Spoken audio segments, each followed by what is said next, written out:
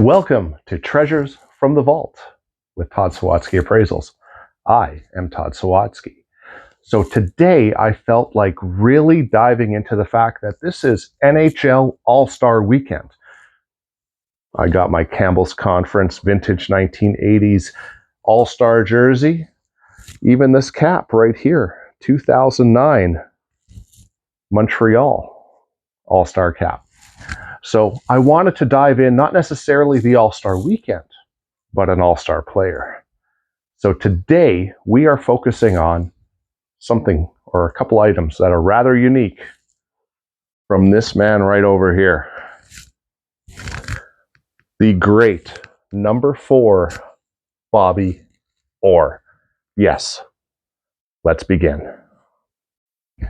Speaking of Bobby Orr, we're going to focus on a couple of sticks of his. Well, not really of his, but you'll know what I'm talking about. This here is a very beautiful vintage wood stick, a Sherbrooke. You'll actually see here, for a lot of those that have came up playing in the 80s, 90s, 2000, Sherwood is definitely a name that's known. Not necessarily Sherbrooke. You'll even tell that this was very crudely taped. This looks like masking tape, truth be told. And I can tell underneath there's been some wear. Some pucks have been shot with this stick. Why does this matter? What makes this a Bobby Orr stick? It's actually the shaft of the stick right here. The Bobby Orr hat trick stick. Now, this is, truth be told, the only one of these I have ever seen. I am not saying that these are rare or hard to find. They are unique, definitely, to me. But for a flat blade, you can actually see the lack of curve. Right here, this is very flat. For the vintage sticks, one of the companies that was very big back in the day that even produced sticks for the NHLers was Northland. So seeing a Sherbrooke, this would have definitely been a change in the market or an add to the market, and having a player endorsed, sponsored, if you will, makes this a very fun and interesting stick to have. What are we talking value-wise for this particular stick? Because of the uniqueness, because of the rareness, the fact that it has been used will definitely downtick the value of this, but this is roughly $100 stick. Now, I'm going to guess this may be a youth stick just due to the height, the cutoff. I'm going to guess appears to be manufacturer as opposed to someone who cut it off themselves. Now, we're not done.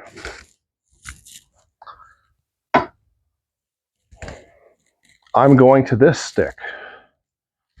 This is definitely circa 1990s, early 2000s. This is a Sherwood stick. You got the Sherwood, even on the narrower side of the shaft, you can see that.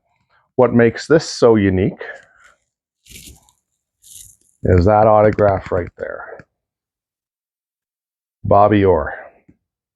So, because Bobby has signed this stick, what would be a $20, maybe $25 retail value, probably $10 on the second market, this stick is worth about $200 to $250 because the great man right over there, Bobby Orr, signed it. All right, as we know, Bobby Orr, fantastic player. The sticks that I just showed you were absolutely awesome. But there are different types of sticks on the market. Of course, in the last 10, 15, 20 years, something along this. This is a composite stick.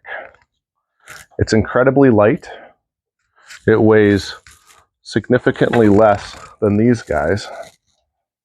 In fact, even the older stick, probably from the 1960s, weighs a lot more than even this Sherwood stick.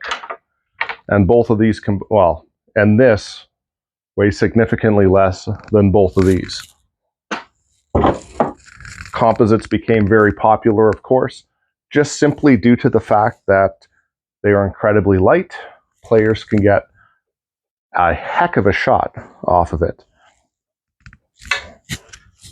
And then if you're a collector, there's a lot of souvenir items out there too.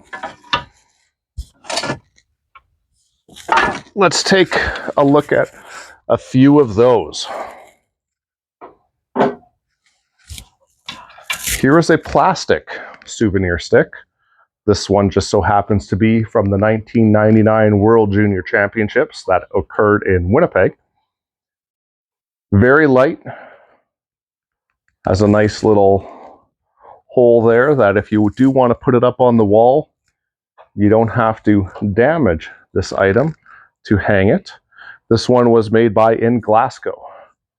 They're actually a very big company. In fact, they do a lot of puck production as well. This one goes even a bit older. This is probably from the 80s, maybe early 90s.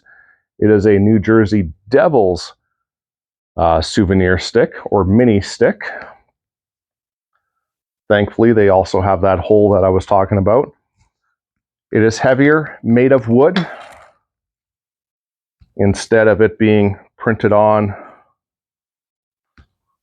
the way that they mount it and then they clear coat it afterwards, is a lot different for wood sticks than it is with souvenir sticks. And let's not forget, now this goes back, Old Timers Hockey Challenge. I think this is roughly 20, 25 years old. This is the Old Timers Hockey Challenge was very big as a touring NHL alumni for many years. So this one happens to be signed by a fantastic player, including Hall of Famers. You got Bobby Hull right over there. You got Peter Stastny there. Dale Hawerchuk. And many other greats are on this. Many popular players. So depending upon the size of the souvenir stick, as you can see, you can certainly add a lot of signatures to increase the value of said collectible. All right, it's Q&A time. Tiffany, do we have any questions today?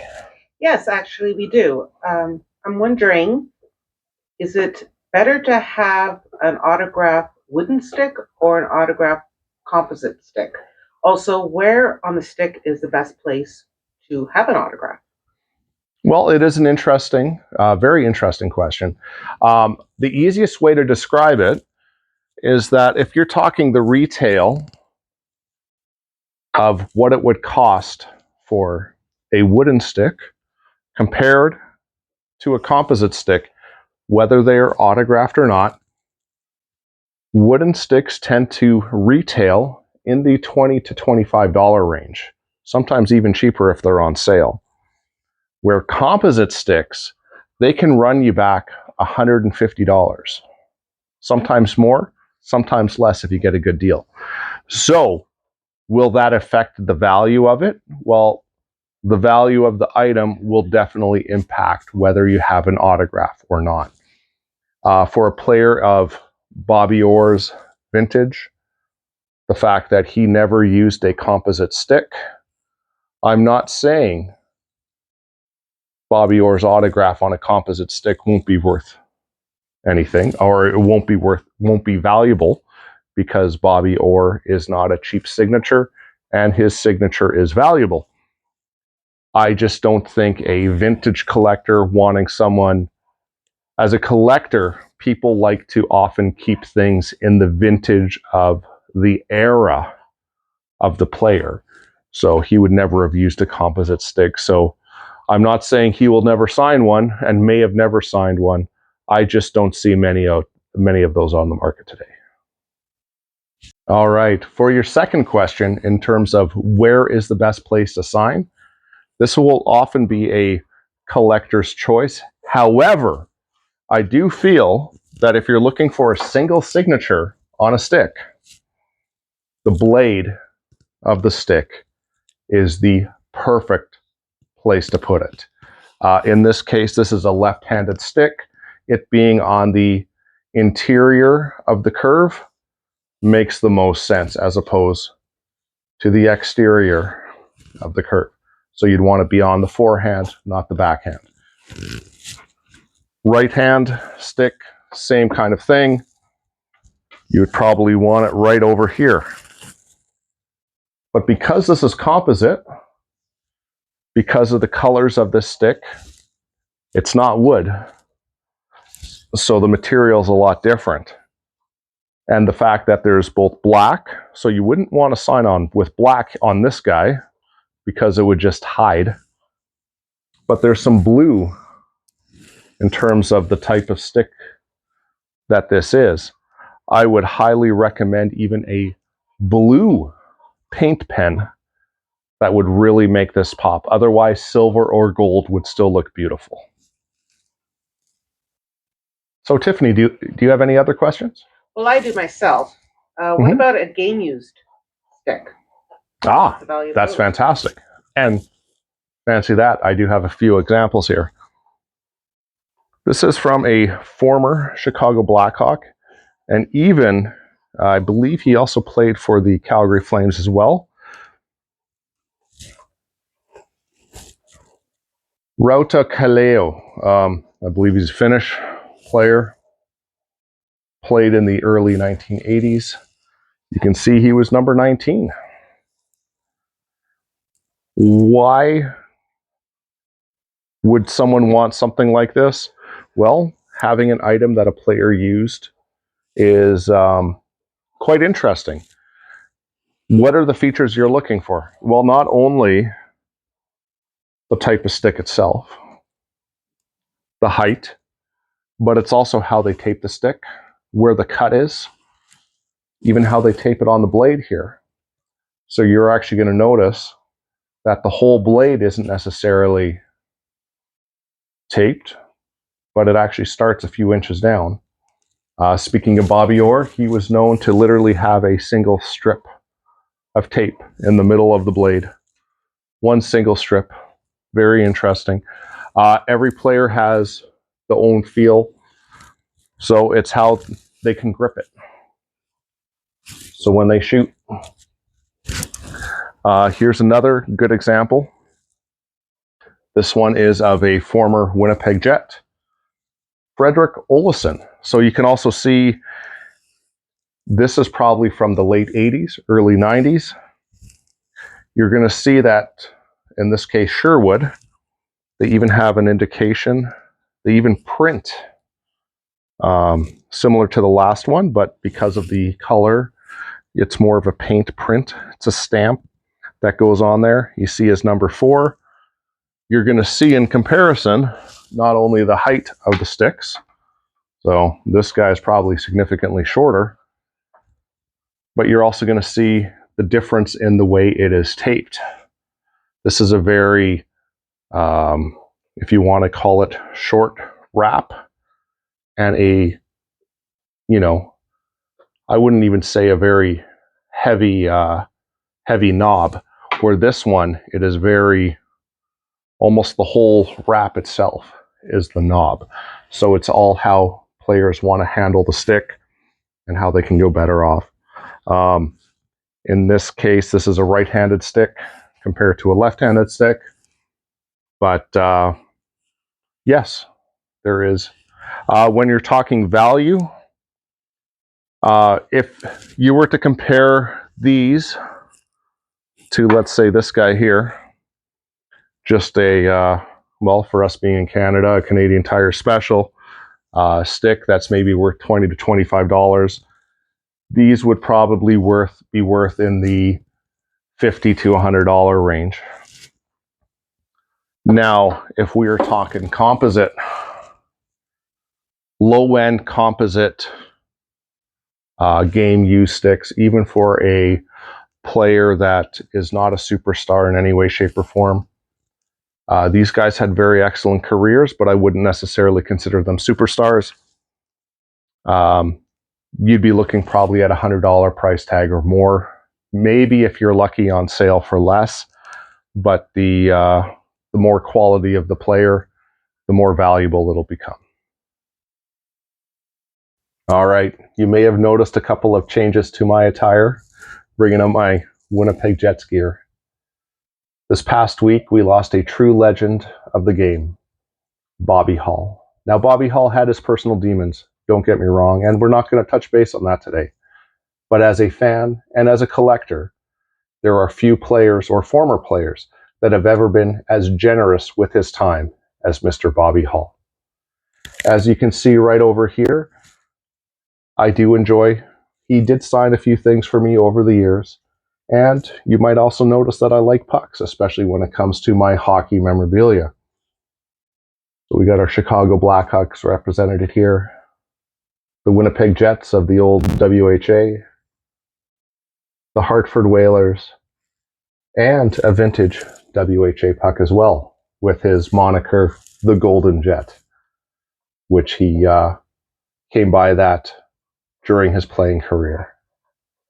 Now, in honor of the time that my lovely wife and videographer Tiffany got me VIP tickets at an old timers event at what was called the MTS Center, where we closed down the bar with Bobby, Bob Bourne, Mike Krushelnyski, and fellow Hall of Famer Billy Smith.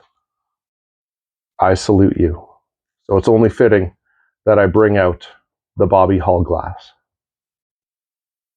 Thank you, Bobby, for all the great memories as a fan, and I salute you. Rest in power. Thank you for joining me for another Treasures from the Vault. I hope you enjoyed this episode as much as I had fun making it. If you have any comments or suggestions, please feel free to add them to the comments, or feel free to direct message me via my email or any of my social media. Until next time.